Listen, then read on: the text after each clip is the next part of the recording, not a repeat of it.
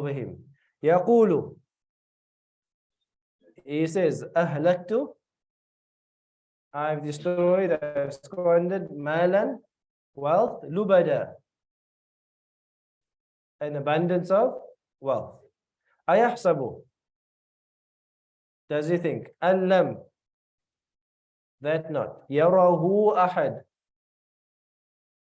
that no one sees him. Does he think that no one sees him? ألم نجعل, have we not نجعل, have we not made له, for him, عينين, two eyes, ولسانا, and a tongue, وشفتين, and two lips, وهديناه, and showed him najdain, two paths, two ways of ascent. فَلَقْتَحَمَ,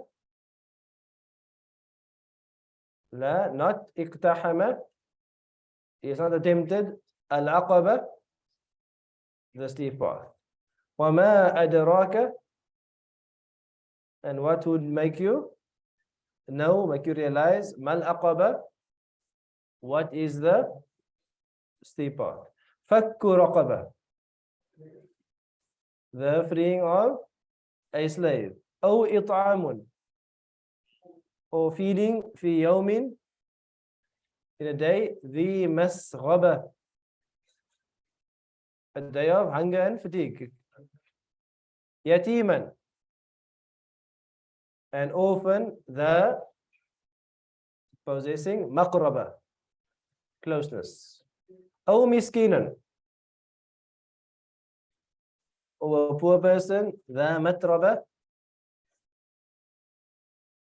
that is like in poverty, entire poverty, like sleeps in the dust basically. No. Thumma kana,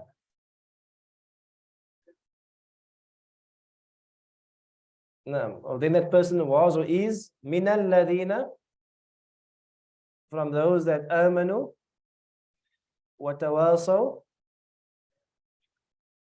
Tawasaw, remember the word wasiya. Wasiya means instruction. Tawasaw means mutual instruction.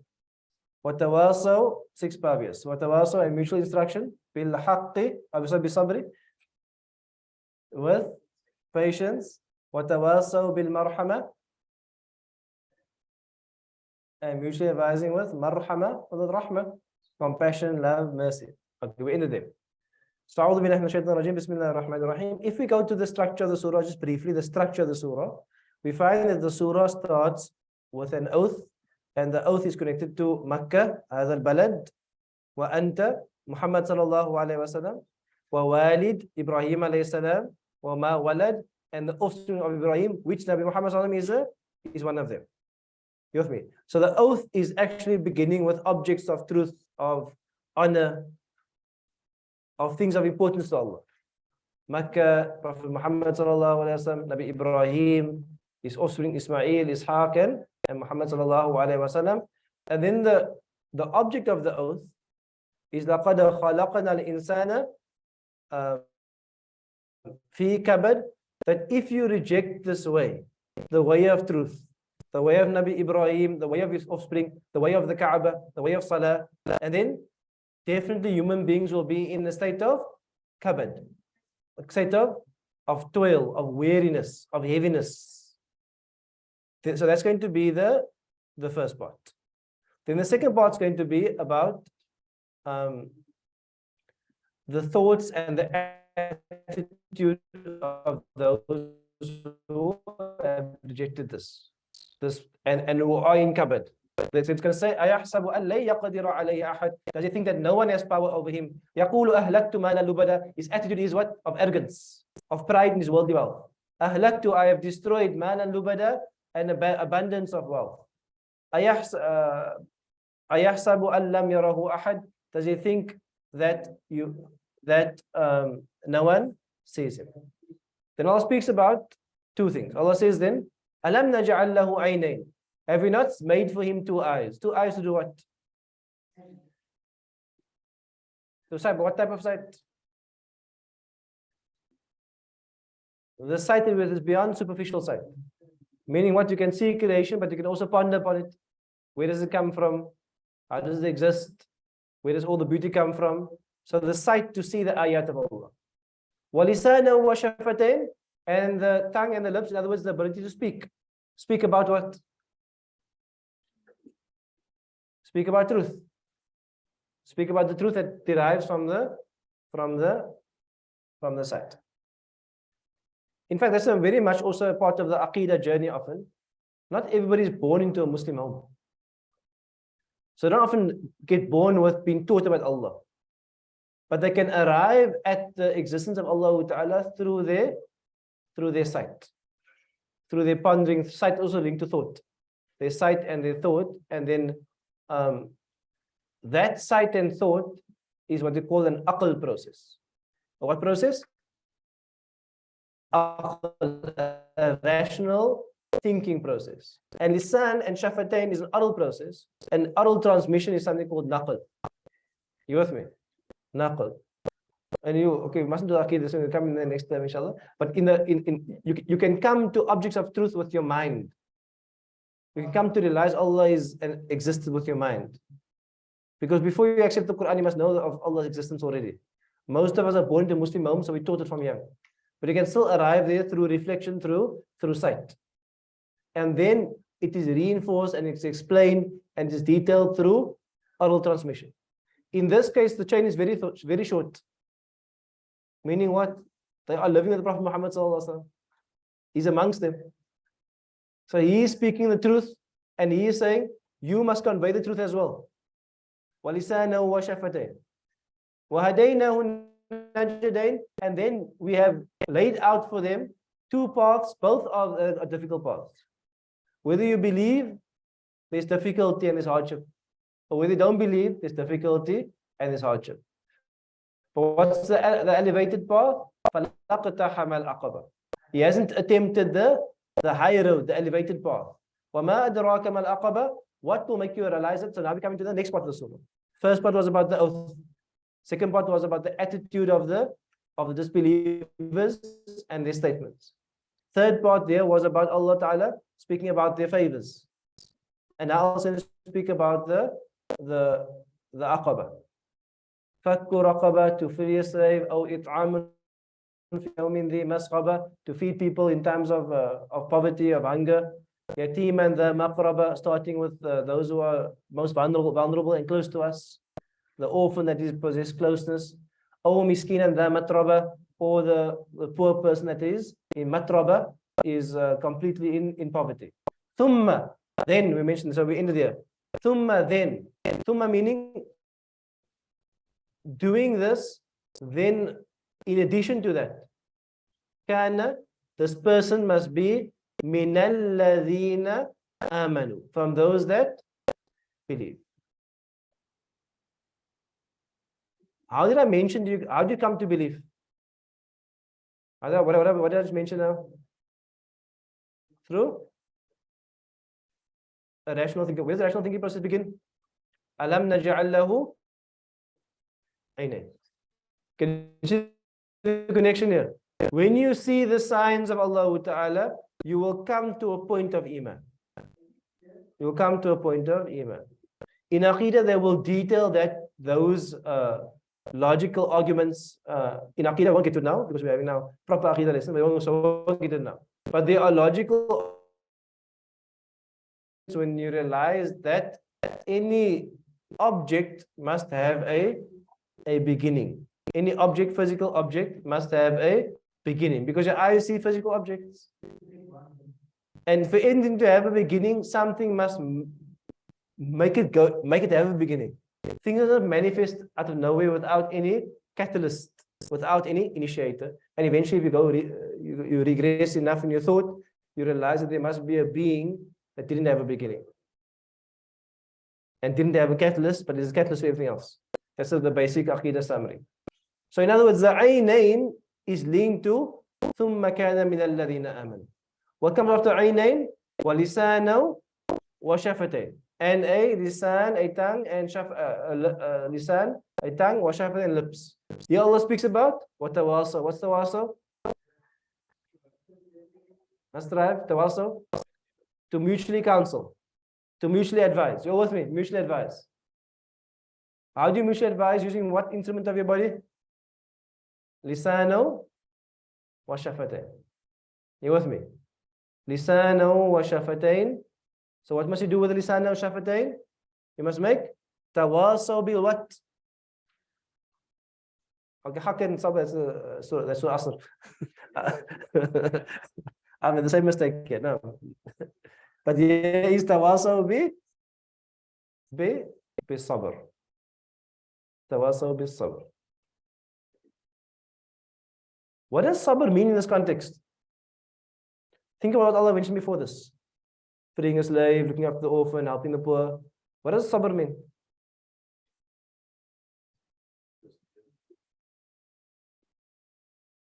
Allah is telling people, the aqaba is take your money from your pocket and you see a slave, you free them. Take your wealth that you worked hard for and you see an orphan, you give them a monthly stipend. Take your wealth that you worked hard for, you see some poor people living in matraba, living on the streets, having nothing, you spend. Then Allah is telling you that the condition of that, one of the conditions is that you must also make tawasaw bi sabr. Meaning what? What type of sabr is Allah saying? To give your money away regularly is easy or hard? I don't know, how do you feel? Let's have a box here. Easy, you say there's a box. I'm saying to give your wealth, it's not an easy thing. To give your time, not an easy thing. To give your wealth and to give your time, it's very difficult. Meaning what? Human beings naturally are nafsi. My time, my wealth. To give your time to someone else without a recompense, to give your wealth to someone else without a recompense is a hard thing to do. So sabra is that thing. Sabra actually literally means when you tie two sticks together, where you hold something together. So sabra is the idea of holding on, sticking fast to the path. I was thinking this morning actually that a good, maybe a good understanding of sabra sometimes also is the idea of resilience. Because resilience is the idea of holding things together when things are hard. When things are hard. And sabra is sometimes, resilience is sometimes a calamity happens to you, that's also sabr. Someone dies in your family, some wealth is gone, your house burns down, business closes down. Sabr there is resilience. But here sabr is different type of sabr here. The resilience to keep doing good, not to burn out. Tawasaw bis sabr. And I think in our time, this is even more and more emphasized. Why? Because it's easy to live like in a social bubble. It's easy to cut yourself off because half your day in front of the screen and the other not in front of the screen, you can have like your fence up and your wall up, and you can drive to the mall, you can get into your car and not walk amongst people. You can drive into the mall park and you're again now in, in Chinese places, and you're in glitz and glamour, and you can never see poverty. Like if I ask you, like, how many poor people do you know? Some of you might not know any poor people. Like actually know. I'm not talking about the gardener works for you. I'm talking about like just connections of people that you know, like a friend or an acquaintance, because we live and as part of apartheid planning and part of our internal history here, but also part of the way of the world. It's the way of the world. But Muslims are different. Muslims are strive to be different. And therefore this reaching beyond yourself requires us to remind each other that we have to do this, we must keep doing this. I know it's hard, keep doing it. This is tawasaw bis sabr. Tawasaw bis sabr means we remind each other not to always take the high path, not to take the path of excess. This is tawasaw bis sabr. Don't take the path of excess. Don't be like ahlaktu malan lubada. You with me? That's the path of excess. You see this t-shirt here about I spent 5,000 rand, path of excess. Must have the tawasaw bis sabr. And what? Tawasaw, and to mutually remind each other, instruct each other, bil marhama. Marhama from the word rahima. Rahima is the idea of love, compassion, the love of a mother. Rahma means what? That you feel for other people. That you feel for other people, that you love other people, you have compassion for other people.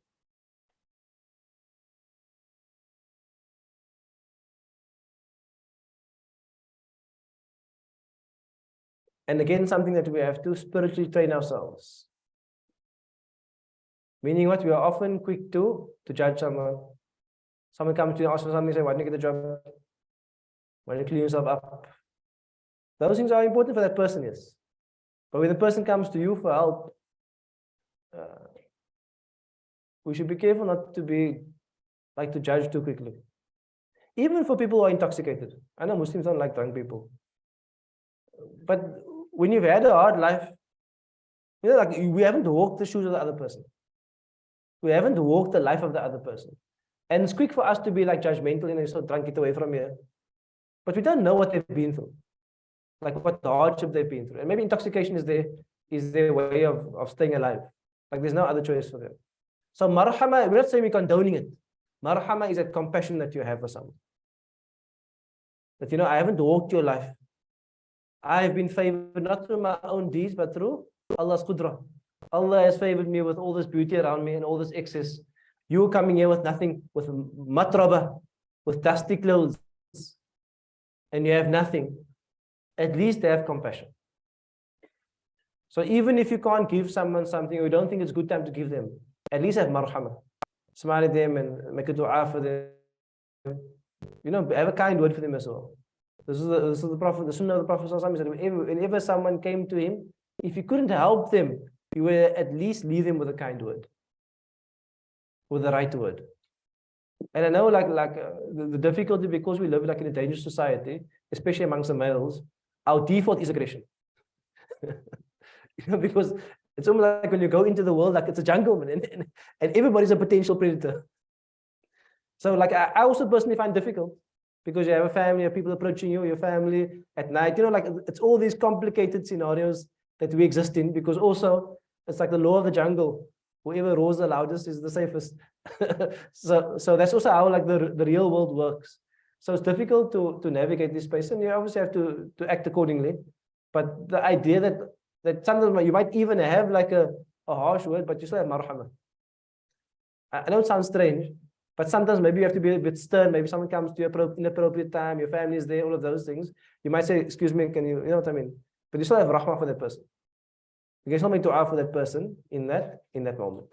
So I think we have to keep that marhama within us, inshallah ta'ala, and be part of building society. I think it's clear in South Africa that the government can't build society. Like it's abundantly clear that the government has like failed completely and will continue to fail, and there's almost like no hope in that anymore. So when that happens, we are still here.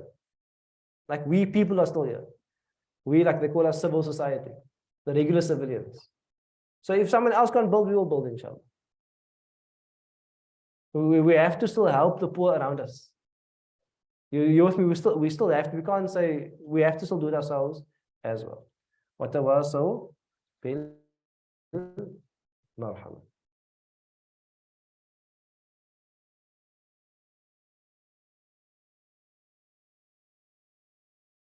I'll mention something quickly, inshallah, is that generally you find that surahs have emphasis points. And generally speaking, when it comes to deviation from the straight path, there's two types of deviation. The one type of deviation is a truth deviation. Like what? A truth deviation. In other words, people don't have access, don't know the actual truth. So when people don't know the truth or they're confused about the truth, what do you give them? You must give them the truth. They have weird beliefs. They have strange beliefs. They have off beliefs. Many of these things exist. That's the one way of deviation. Right? Like for you to believe there's no God, that's a truth deviation.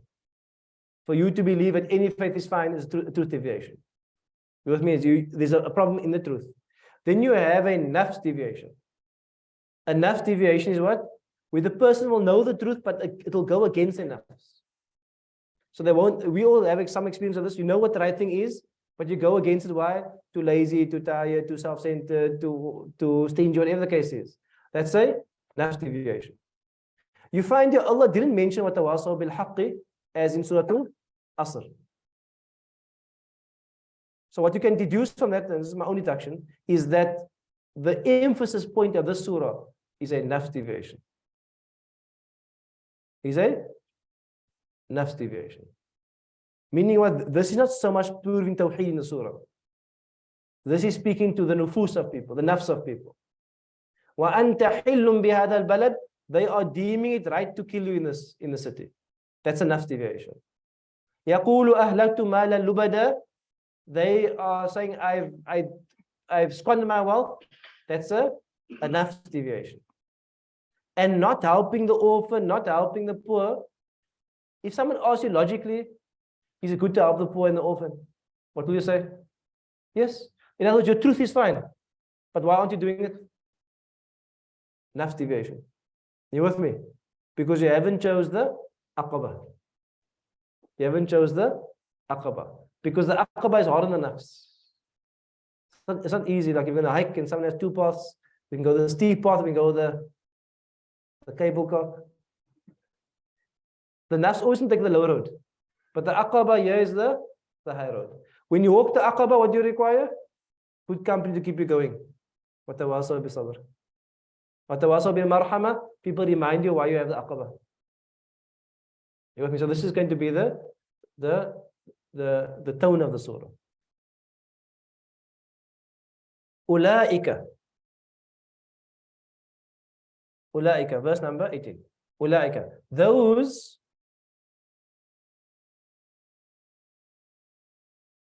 who's those referring to? Those who take the aqaba. Those who take the aqaba. Feed the poor, help the orphan, remind you of the truth, of patience, all of those things. Ulaika ashabul maymana. They are the ashab, the companions of al-mayman. What's the rootage of mayman? Means what? Ya mim nun. Your yameen is your right. Your yameen is your right. So in other words, the word yameen can mean the right hand side. And generally in Islam, the right hand side is considered to be the good side. Even your left hand is still the good side, the right hand side is the good side.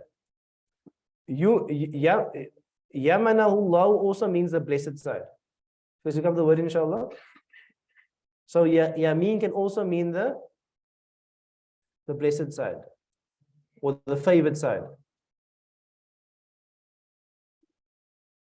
Let's look at this one here clear. What does that have in here?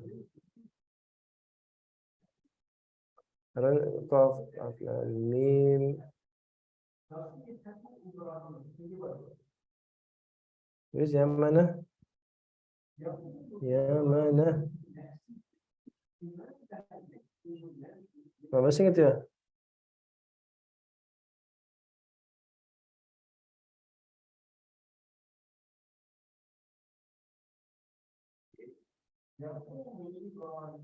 I'll find it there.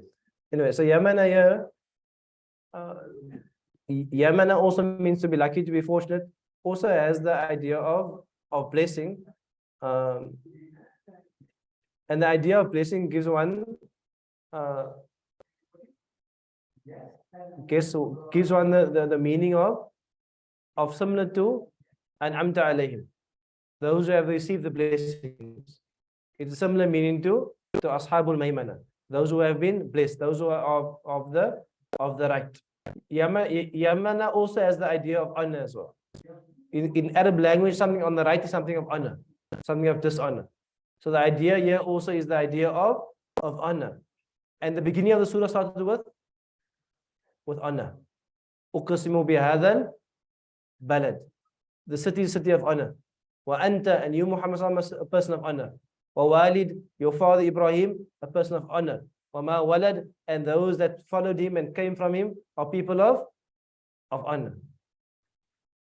And so if you follow the people of honor, you become min ashabil maymana, the people of the right, the people of barakah, of being favored, and the people who have been honored.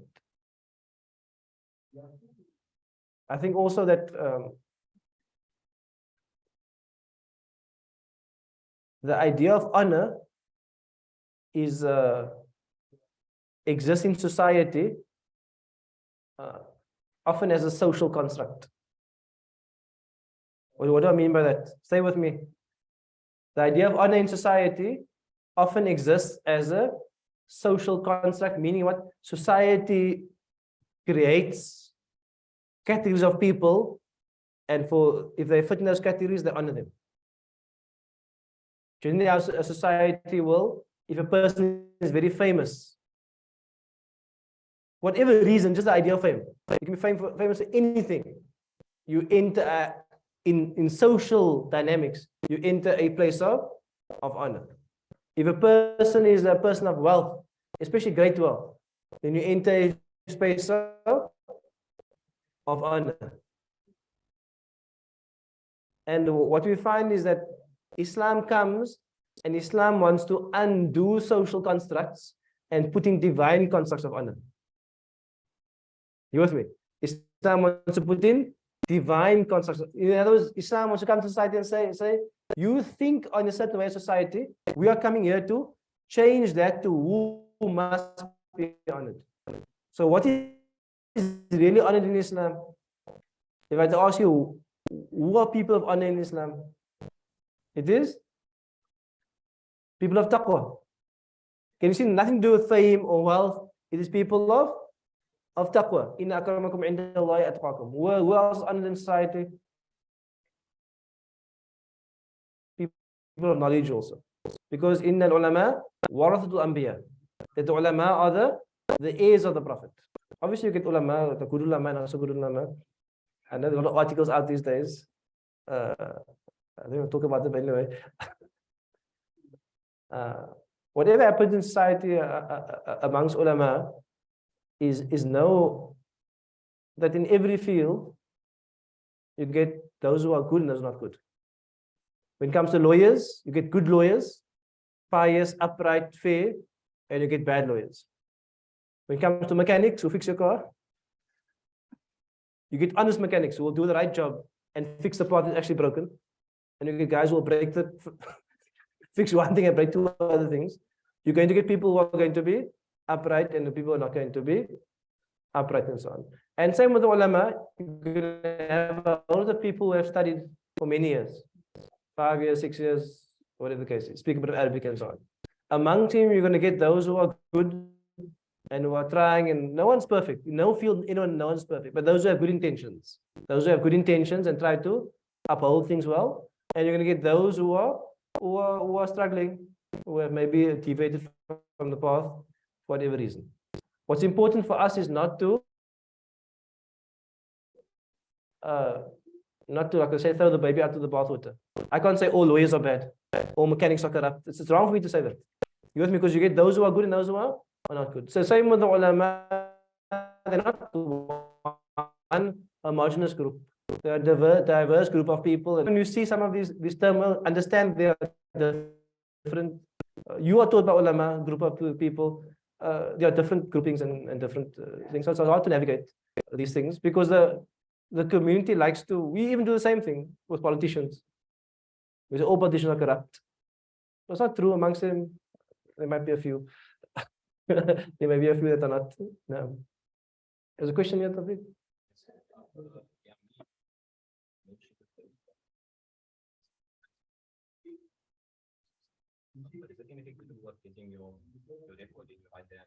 No. Those also be connected as well, yes. So the idea of receiving a book in your right hand is what Allah describes as the akhirah, as those who are saved as well. No. In the translation, they often put hand in brackets. Yes, so one of I think the idea of right hand can mean hand, not hand. Right hand can mean literal right hand, or right hand side. There's nothing to do with the hand. But if you know what I mean, we still say right hand even though we don't say nothing with the hand. Yeah. Okay. I don't know. Got it now. Anyway. Oh, I was speaking about how Islam wants to redo social constructs. So what happens is when you raise a child, you have to raise your child with the right construct of honor. That my child, honor in this family is not for you to be wealthy. Honor in this family is not for you to do this. Honor in this family that you pray 5 times a day. You look after your siblings. You help your neighbor. You contribute to society. You love your messenger. You connect yourself to the masjid. There's honor in your family. Because we have to instill the social construct of honor in the Quran to our society. And you find that whenever the messengers come and do that, society rebels against them. Who are you? We the wealthy, we the oldest, you the orphan. They rebel against them because they have an existing construct of honor. And here we are trying to replace it. And once you replace it, you live actually in a much better space. Because you don't chase the wrong thing. Because everybody wants to be honored. No one wants to be disgraced and humiliated. Everyone wants to have a sense of honor and dignity. So you don't chase the wrong thing. Because it will be very, very sad if someone attained honor in this world thinking that they're a person of honor, and when the akhirah came, they're a person of humiliation. They'll be considered a wasted life. And that's the life of many. They think they're honored, they become arrogant, they become tyrants even. And in the year after, they'll be humiliated. Because they have the wrong construct of honor in this world. So if Allah says, Ulaika, those people. Who are those people? Aqaba people. They are the Ashabul Maymana. Those are the people of the right. The people who are honored. The people who are blessed. The people who receive the book in the right hand in the day of Qiyamah. So what is dishonor then? What is dishonor? Dishonor is وَالَّذِينَ كَفَرُوا. The greatest dishonor is to deny Allah. The greatest dishonor is to deny the person, the being that created you, sustains you, wants the best for you. That's going to be the greatest dishonor. وَالَّذِينَ كَفَرُوا.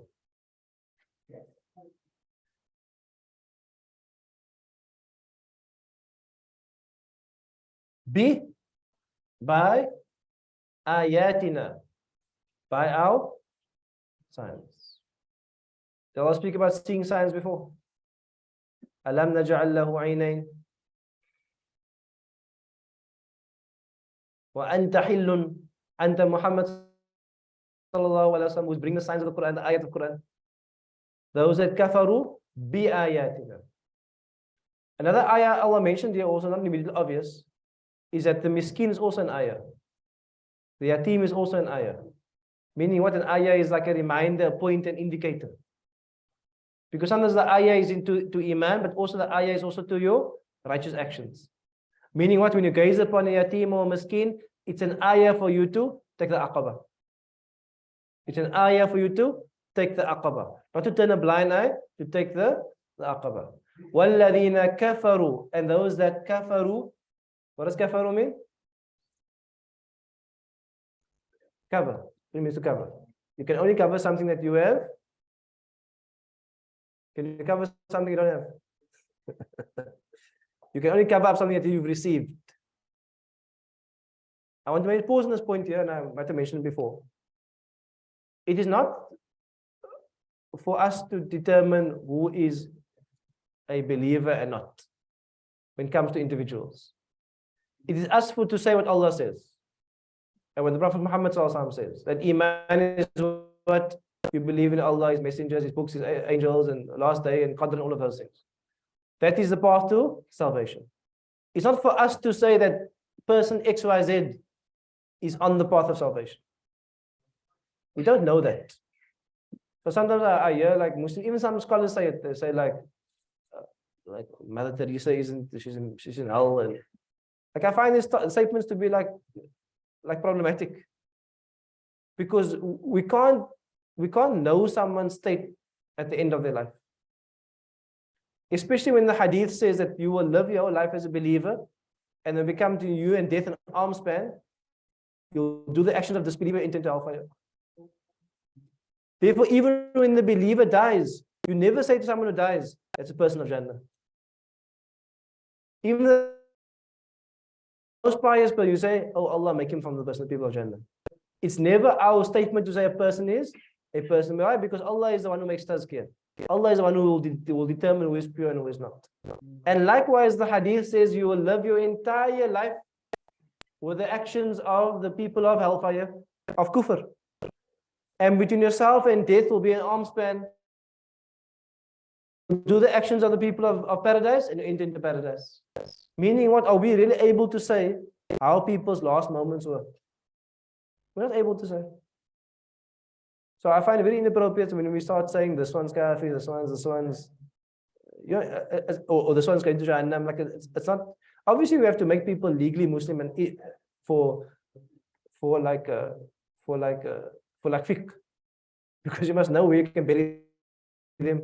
Like, you know, there's legal considerations. You must know they can get zakah. You can know if they can marry your daughter. You know, there's legal considerations. But in terms of salvation, we don't know. So I just be careful of saying that as well, because kafaru, one of the conditions for someone to be a kafir is that they must have received da'wah. They must receive da'wah in a complete way. Because otherwise they are not kafara, they're just ya nas. You with me? So Allah speaks about alladhina kafaru. Yeah, these are people who lived with Sayyidina Muhammad sallallahu alaihi wasallam. Years and years they lived with him, spoke with him, they received the da'wah completely and they opposed him. Therefore they have the title kafaru. As for your neighbor, as for your colleague, Allah will decide on them. Allah will decide on their status. So even saying my kafir neighbor is not a good thing. Or my kafir colleague, I don't know if you say that, but it's not. Just leave those statements. Kafaru generally, those who have received the truth completely and oppose it. That's how the Quran uses it. وَالَّذِينَ كَفَرُوا بِآيَاتِنَا. And those that kafaru, they cover up, they disbelieve in ayatina, in our signs. Whom? They are ashabul, the companions of mash'ama. What's mash'ama? Mash'ama can refer to the left hand as well. Mash'ama can also be a sense of misfortune or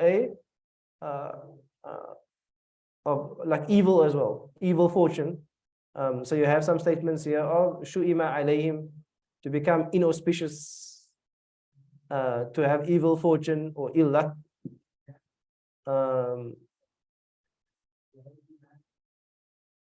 Sha'mun bi ashabik means the direction of the left hand. So there's the idea of the left as well. So those are the conditions of mash'ama, the idea on the left, the idea of evil, the idea of misfortune, the idea of like disgrace basically. Alayhim, over them, upon them, is narun, is a fire that is mu'sada. Mu'sada. So what does mu'sada mean? What do you find? Mu'sada means closing. You find that let me just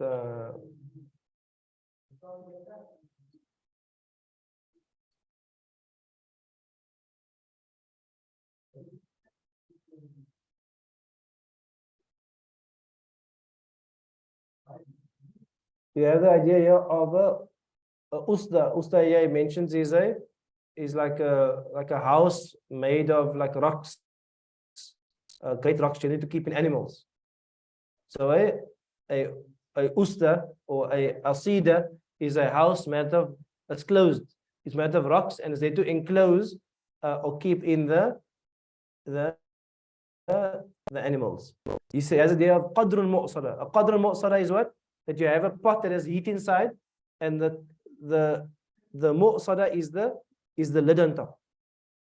So it's the idea of being enclosed in a hot space, like it's closed from the sides, and the idea of mu'sada. Mu'sada also has the idea of closing a door as well. The door is closed. So the idea of being trapped. Being trapped because why? There are like walls around, the doors are bolted closed, and what happened to the top? Even the top is closed as well. Alayhim, and upon them is narun, is this fire which is mu'sada. Part of it being closed is the idea obviously of torment, because the heat doesn't dissipate. It's also the idea of being unable to flee because someone is trapped in the space. But it's also the idea of it is something closed off from the believers. Meaning what? That when you enter paradise, hellfire isn't something you witness. It's something which is closed off, and even the inhabitants are are closed off. They're not witnessed from the outside. Because one of the ideas of honor is the idea of witness. But here a person is completely closed, trapped, unable to flee. Well, protect us from the nar, which is real. The narun mu'sada. So with that we end the surah. Let's quickly spend the last few minutes, inshallah, on what you take away from the surah. So you think about the structure. Again, the structure here is beginning with Allah taking an oath by objects and people of honor. Then Allah telling you, لَقَدْ خَلَقْنَا الْإِنسَانَ فِي كَبَدٍ, that those who don't follow the truth, they are going to be in toil. And Allah speaks about their attitude. And the attitude generally is going to be a nafsi attitude.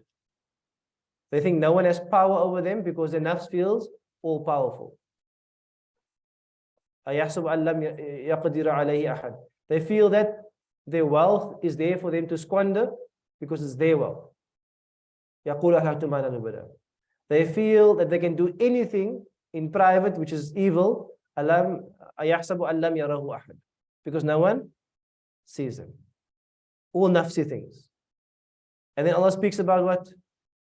The favors to them. أَلَمْ نَجْعَلْ لَهُ عَيْنَيْنِ وَلِسَانًا وَشَفَتَيْنِ وَهَدَيْنَهُ نَجْدَيْنِ. The favors and the choice. The favors and the choice. Life is about what? Life is only choices. Every moment it is choices. Then Allah speaks about the right choice. فَلَقْتَحَمَ الْعَقَبَةَ. Allah speaks about the choice and to reach out, to help. And then Allah speaks about the necessary part of that choice. ثُمَّ كَانَ مِنَ الَّذِينَ آمَنُوا وَتَوَاصَوْا بِالصَّبْرِ وَتَوَاصَوْا بِالْمَرْحَمَةِ. This is the key element to this choice. And if you follow the right choice, what do you have? أُولَٰئِكَ أَصْحَابُ الْمَيْمَنَةِ. You become of those who are saved. And again, even in the choices are the opposite of nafs. Why? Because you do these things in the opposite way. Meaning what? You don't squander your wealth, you spend it. What do you do in private? You preferably do it. أَلَمْ يَرَهُ أَحَدٍ أَيَحْسَبُ أَنْ لَمْ يَرَهُ أَحَدٍ. The true believer does good in private. The true believer does good in private. In fact, the ulama say that if you want to know whether if you are sincere, that your actions in private should at least be equal to your actions in public. Because the one that sees you in private and public is the same thing. If your actions in public is much more than actions in private, it means you are doing it for the public. You with me? And obviously, actions in private is more than your actions in public. That means that you're very pious. Because when you're alone and only Allah sees you, you are conscious of Allah.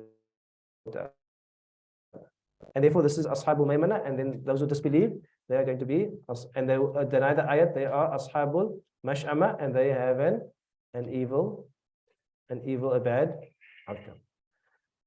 Barakallah. Now give us a nur of the surah. Read the surah with meaning, with contemplation, because much of these messages are actually for our time as well. Every time we read a surah, it's almost as if we have returned to the time of Jahiliyyah. When you read the surah, it's almost like it's Makkan Quran, but it's actually what we're living now. It's Makkan Quran, but it's actually 2023. Because it's almost like it's come full circle. We've come from what? Jahiliyyah to revelation, and revelation has flourished. But now revelation is weak in society. Meaning what? People have turned away from revelation. And they've turned back to themselves completely. And when you turn back to yourselves completely and become nafs-filled again, you again fulfill, you again live out the things of Jahiliyyah. It's not like you read Jahiliyyah things, you think, how could that be like that? What you're reading now is come back again into fruition. You think about the marriage of Jahiliyyah, think about the orphans, I'm thinking about killing the children. All of this in Jahiliyyah is going to manifest again now, more and more and more, because people have turned away from revelation. So it's like a full circle. Because Islam was the light to break revelation, but after time, Islam will become a stranger again. And therefore, Makkan Quran, both parts, but Makkan Quran, it feels like Al-Quran. Like our time now. The stuff you read here is what people are saying now. Denying the Lord, denying resurrection, promoting their nafs, squandering their wealth. All of these things now are not present, it's prevalent. It's dominant. Rejecting revelation, rejecting resurrection, it's dominant.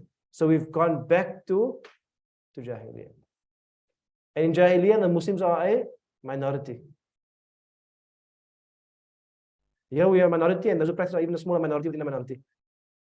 So lots of Makkan Quran has a lot of lessons for us in terms of our society. And what Makkan Quran tells you is what you must focus on in our society.